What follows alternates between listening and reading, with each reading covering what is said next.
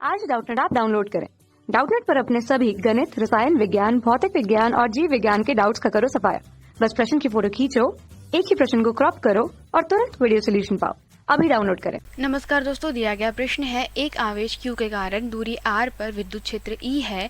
यदि इस आवेश को त्रिज्या r के तांबे के गोले पर रख दिया जाए तो गोले के सतह पर विद्युत क्षेत्र का मान क्या होगा। दोस्तों विकल्प दिया गया है, पहला E के बटे में 4, दूसरा E के बटे में 3, तीसरा दिया है दोस्तों E के बटे में 2 और चौथा दिया गया है E के बराबर। तो दोस्तों अगर बात करते हैं हम लोग कि एक आवेश Q के कारण दूरी r पर विद्युत क्षेत्र E है, तो मान लेते दोस्तों कि हमारे पास में यहाँ पे Q आवेश है, उसके कारण दोस्तों R दूरी पर क्या है, विद्युत क्षेत्र यहाँ कहीं E है।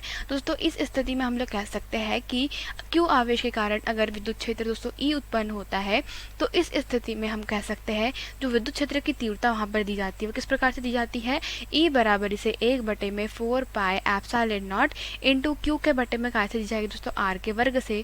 इसको समीकरण क्रमांक 1 नाम दे देते हैं। अर्थात किसी मतलब आवेश के कारण किसी बिंदु पर दूरी अगर r हो तो उस स्थिति में हमारे पास में विद्युत क्षेत्र की तीव्रता क्या है, 1/4 pi epsilon not Guna Q के बटे में r के वर्ग के बराबर। ठीक है, यह समीकरण 1 नाम दे दिया है हम लोगों ने। अब बात करते हैं दोस्तों प्रश्न के अनुसार, कहा गया है कि यदि इस आवेश को r त्रिज्या के तांबे के गोले पर रख दिया जाए, तो सबसे पहली बात दोस्तों, जो तांबे का गोला होता है वह क्या होता है, तांबे का गोला एक आवेशित चालक ठोस है। ठीक है, तो इस स्थिति में मान लेते दोस्तों कि इस चालक की त्रिज्या क्या है, कैपिटल R है।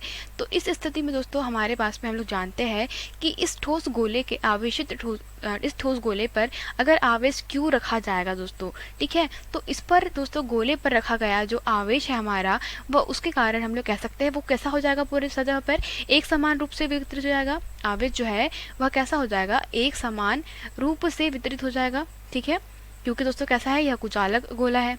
ठीक है, तो इस स्थिति में अगर दोस्तों किसी बिंदु मतलब किसी पृष्ठ पर या किसी गोले के बाहर की बात करी जाए दोस्तों, तो किसी बिंदु पर विद्युत क्षेत्र की तीव्रता E कैसे दी जाती है, वह दी जाती है दोस्तों 1/4 pi epsilon not into Q के बटे में x का वर्ग।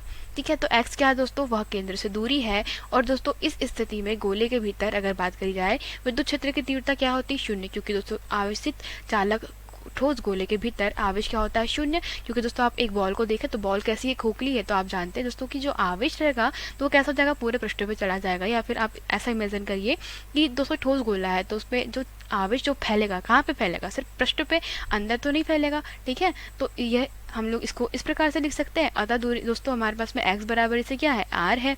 अतः यहाँ से E क्या लिख सकता है, 1/4 pi epsilon not into Q के बटे में क्या हो जाएगा, यह हो जाएगा r का स्क्वायर। तो इसको अगर समीकरण क्रमांक 2 नाम दे दिया जाए तो हम लोग कह सकते हैं दोस्तों कि समीकरण क्रमांक 1 तथा 2 से स्पष्ट है। अगर इसको E2 नाम दे दिया जाए और इसको E1 नाम दे दिया जाए तो E1 और E2 आपस में कैसे है, बराबर है। अर्थात हम लोग कह सकते हैं कि यह विद्युत क्षेत्र की तीव्रता दोस्तों आवेशित गोले पर के पृष्ठ पर और किसी बिंदु पर कैसी है, वह एक समान है। अर्थात विद्युत क्षेत्र का मान कैसा है, E है। तो हमारा सही विकल्प क्या हो जाएगा, विकल्प क्रमांक 4।